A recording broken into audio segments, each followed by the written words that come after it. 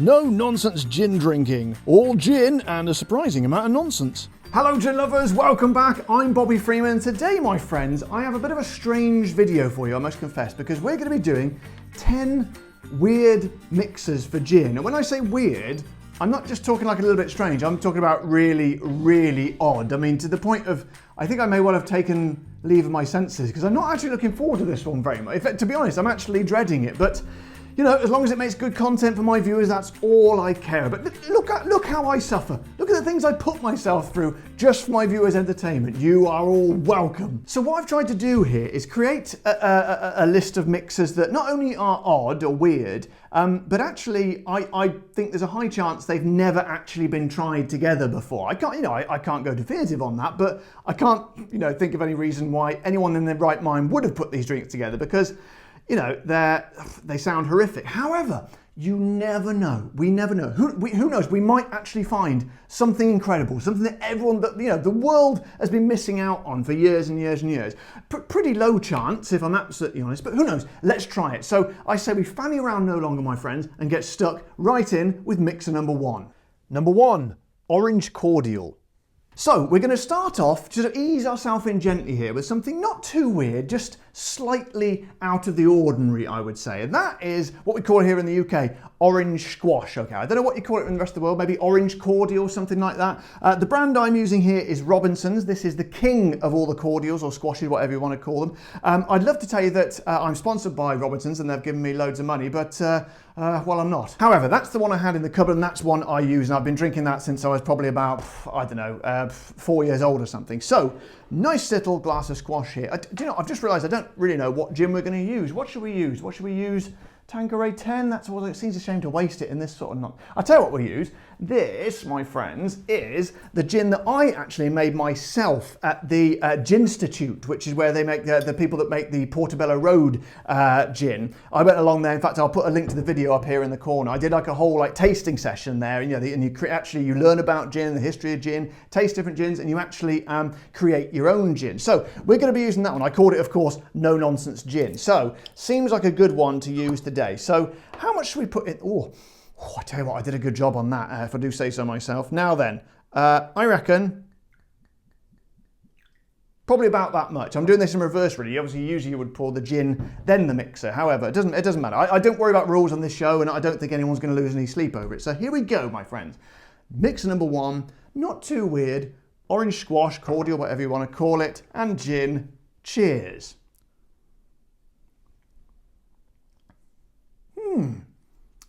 Okay, that's not too bad. As I was kind of hoping, as I say, not too weird to start with. That's kind of like your old-fashioned gin and orange that people used to drink in like the 1980s, gin and orange juice. I think it's got a name for it, I can't remember what it is. It doesn't matter. But the point is, that's kind of really nice. It's a slightly more, I'd say, obviously a watery, kind of slightly more refreshing version of it. Orange obviously always works well with gin, and I think I tried sort of normal mixers about 3 or 4 years ago, doing a video about normal mixers and comparing them, and I really liked the gin and orange. I think it should make a comeback, but that is, I would say, 7 out of 10. I could maybe mess around with the dilution of the cordial, but on the whole, not slightly weird, slightly out of the ordinary, but not too bad. Number two, water. So, mixer number two. I suppose you could say we should have started with this one, but I don't know, I didn't for whatever reason. This is just simply water. And the reason I've included this one is because, people often have whiskey and water, don't they? Do they have vodka and water? I don't think so. But anyway, I thought we'll give it a go. I mean, again, we're at the sort of boring end of the scale here. Don't worry, if you're thinking, God damn, this is not weird at all, don't worry, we're definitely going to pep things up in a few minutes. So let's give this one a go. I mean, when master distillers do try gin, they always put a tiny spot of water in there, so who knows, it might work. How much should we put? I'm just going to kind of guess, just kind of, maybe some of that, I don't know. So here we go, number two, gin and water. Cheers.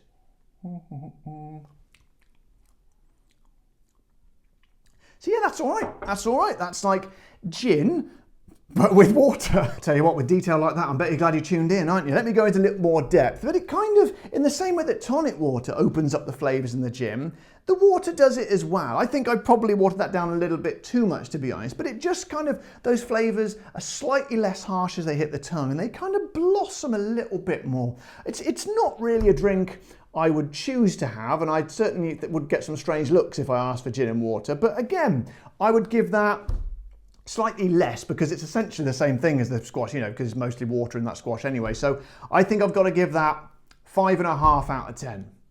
Number 3, Red Bull. So in at number 3, and again, not quite in the realms of weirdness yet, but certainly out, I've already said out the ordinary. What should we call this one? Odd, I've used that. Not very often seen, because obviously vodka Red Bull is extremely popular, and gin is very, very similar to vodka. So it makes it, you know, it doesn't seem that, you know, stupid a suggestion to put it with gin. So we're going to try it here. So I actually really like Red Bull, but unfortunately I can't take like caffeine and or whatever this is, taurine stuff. It makes me a bit like, but I really, really like the taste, and the smell is absolutely divine. So let's put a little bit into the bottom of the glass there in the usual way, and then pop some Red Bull in there. I reckon probably about that much will be good. So here we go. The Red Bull and gin, rather than the vodka Red Bull, so it should be gin Red Bull, not vodka, and gin, not Red Bull, gin. Oh God. It's just gin and Red Bull. Let's give this a go. Here we go. Cheers. Wow, whoa, wow. I tell you what, my friends, that works brilliantly. And as I say, I'm not really that surprised because people have so many vodka and Red Bulls, but why aren't people doing that? Why do people always say I have a vodka Red Bull? Why not a gin and a Red Bull?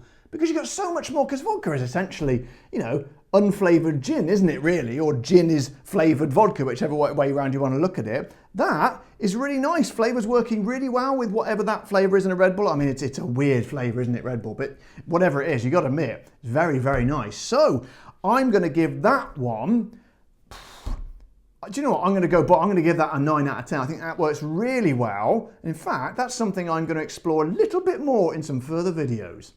Number 4, wine.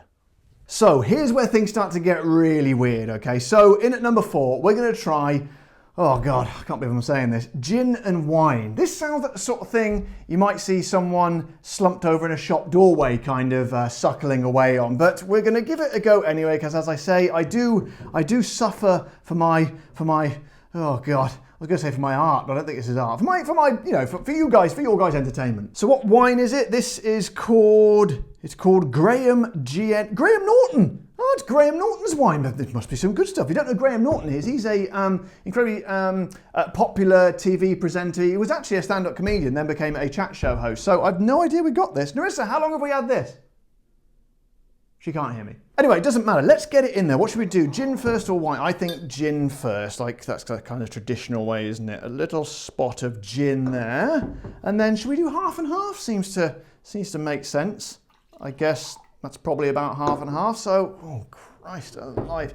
Here we go, gin lovers. This is, oh my God, gin and wine. Cheers. Oh.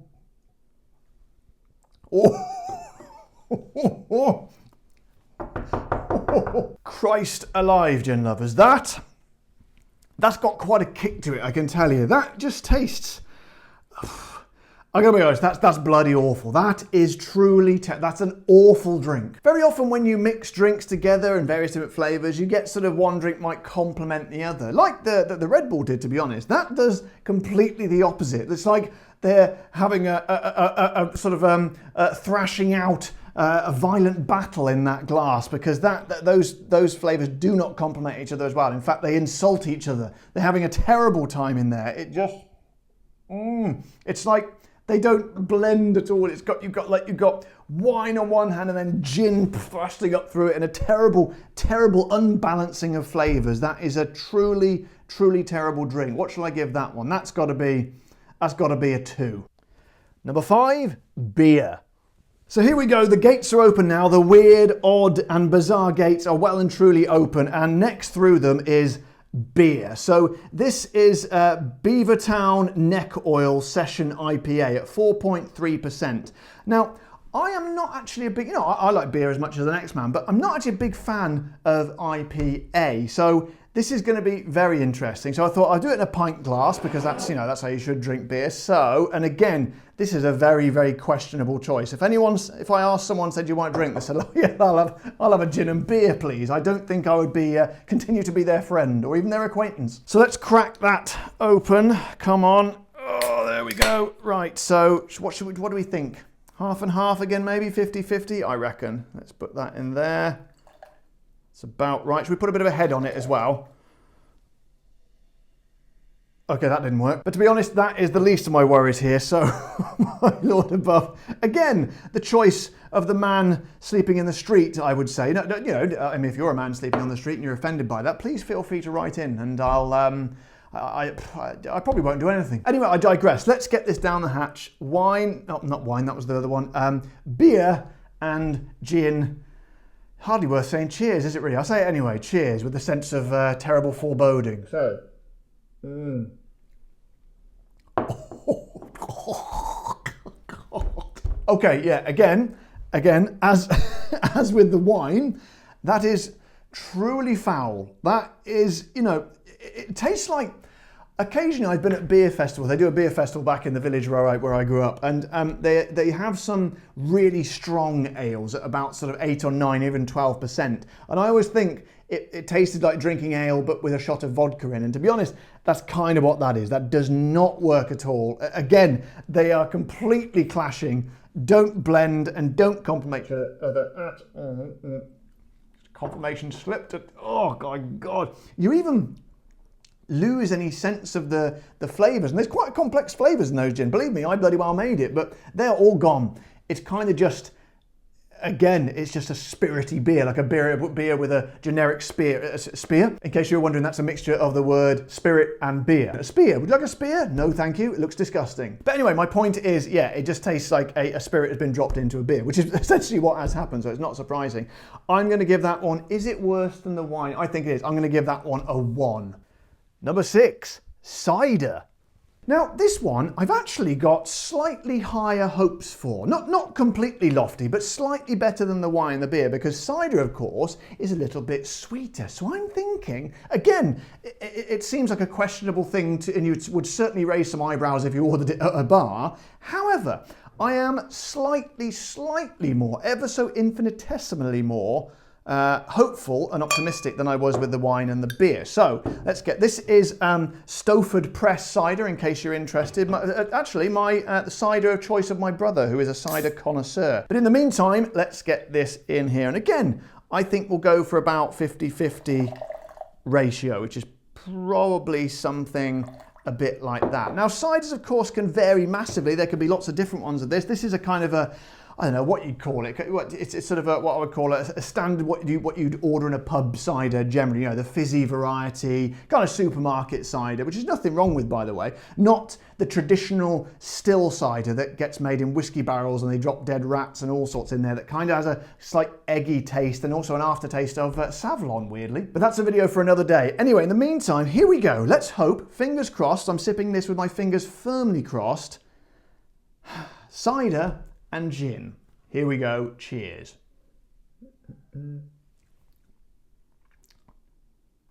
Wow. Wow.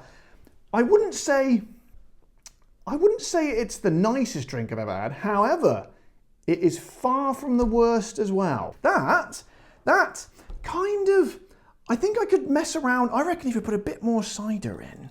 Let me have another go. Hang on.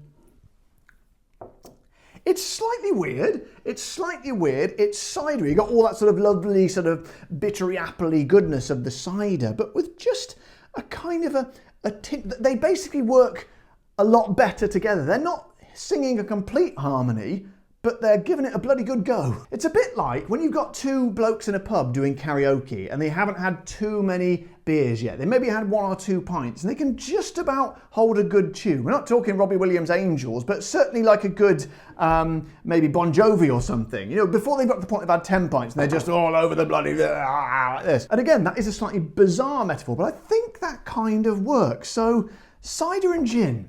What should we give that one? I would say that's going to be a 6.9. Number 7, tea. Okay, now we're really getting into bizarre territory, because this, my friends, is a nice traditional English cup of tea. Now, this doesn't seem, it seems kind of plausible, and bear in mind I'm really clutching at straws here, but at Christmas, I seem to remember my granddad would occasionally have a little bit of whiskey in his tea. So, stands to reason that if you can put whiskey in the tea, why not put gin in the tea as well? So, well, why indeed? We're going to find out right now. So, let's put here, if I seem to remember, it was something like a couple of glugs like that, I reckon. Let's just, so we can make sure we actually taste it, I'll put a glug in for luck. So, here we go then. This, of course, by the way, is Yorkshire tea. If you don't know Yorkshire tea, it is the only tea worth drinking. It's the only tea I will ever drink. Again, it would be great if they sponsored this show, but they haven't, so they just get a bit of free advertising from old Freeman here. Bloody hell. Anyway, let's give it a go. So, tea and gin. In fact, it sounds a little bit like, in fact, that brings new meaning to the word a G&T.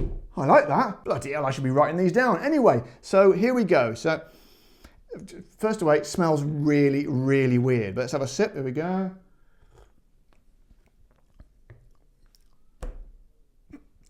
Well, gin lovers, I tell you what, that is, you know, I said at the beginning, we might find something, we might find a revelation.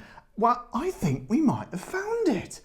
That was not only not too bad, it was actually surprisingly and worryingly nice. But if you think about it, quite a lot of gins have actually used tea in them. I'm minded straight away of the Beefeater 24, which uses Chinese tea. And of course you've got the gunpowder gin, this one here, the Drumshambo, which uses gunpowder, what was it? Gunpowder tea. I think it was gunpowder tea. I hope it was, otherwise I'm going to look bloody stupid. But I tell you what, that actually blends very nice with the aromas of the tea. It's making me slightly hot, but I think that's a price worth paying. Oh God, that's a price worth paying, frankly, because that blends really, really well with those aromas of the teas. It doesn't feel like something's weird in there, which I thought it was going to. I am very, very surprised, and pleasantly so. I wonder what happens if I pepped it up a little bit more. Let's put a real sort of man's portion in there. Not, oh God, you probably can't say that anymore. Let's put a, I don't know what to say. I don't even know what to say anymore. I just put a big portion for the love of God. Right, so let's try that, see if that makes a difference. Well, I thought that was going to be off the scale, but again, it really kind of settles into the tea, and you don't actually feel like there's anything alcoholic. It's kind of like, I don't know, maybe if some of the alcohols, I don't think it's going to be burnt off in this sort of temperature unless it's actually boiling, but that again blended in really, really well, and a bit dangerous really, because I don't feel like you're drinking alcohol. So anyway, I've waxed on a bit about that one, but that is pleasantly surprising. So I'm going to give G&T, do you know what? I am going to give that, because it was so unexpected, that's a 9.5. Number 8, coffee. However, my friends, I don't think we're going to be quite so pleasantly surprised with this one, because this is coffee, okay? Now, I am not generally a coffee drinker. I probably have about maybe 5 or 6 cups a year, just in the winter when it's really, really cold. Even then, it's decaf. So I'm not a big coffee drinker anyway, but I can't see how this could possibly be nice. Anyway, let's whack it in. See how we get on. So a bit similar amount to we put in the tea, okay? So here we go, a T&C, cheers.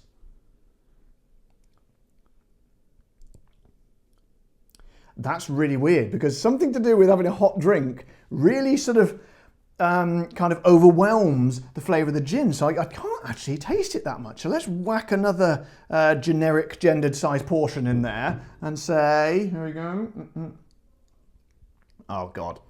No, that's not nice. That's not nice. It's not, weirdly, it's not putrid.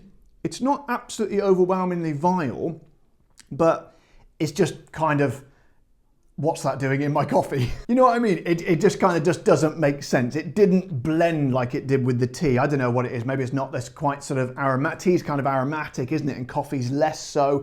Doesn't tend to work really. That's really annoying me. Let me just move these glasses over here. There we go. Every time I was pummeling the table, it was going like a ding, ding, ding, ding, ding, ding, ding, like someone's going past on a bloody bicycle. Anyway, what we're saying, yeah, generally, I'd say that was kind of, yeah, a bit kind of meh. That's what the kids call it these days. Is it meh? Meh. I don't know how you spell that. M-E-H, but I don't know. Whatever it is, that's what it is. And what would I score it?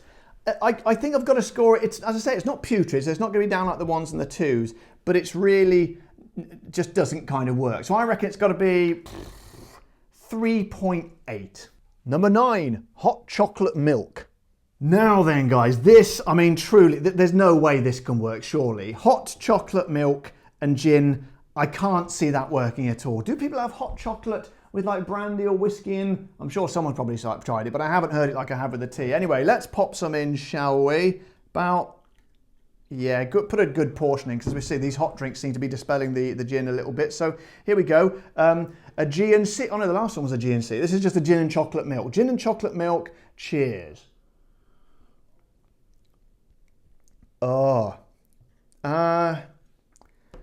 again, not as bad as I was expecting. I thought these ones are going to be the weirdest and worst of them all. I thought it was going to be the best content when I was going to be literally, you know, vomiting over the table for you. I'm not sure you'd like to see that. Well, some sick bastards would, but I'm kind of glad I didn't. But yeah, not the worst thing in the world ever. This is very, very surprising. Again, not very nice. Not very nice. I think I like it the least out of all three of them.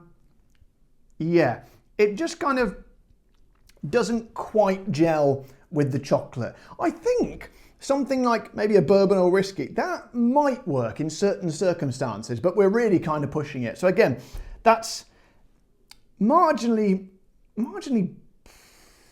better than the coffee, but not by much. I'm just going to give it, that's going to get a 4.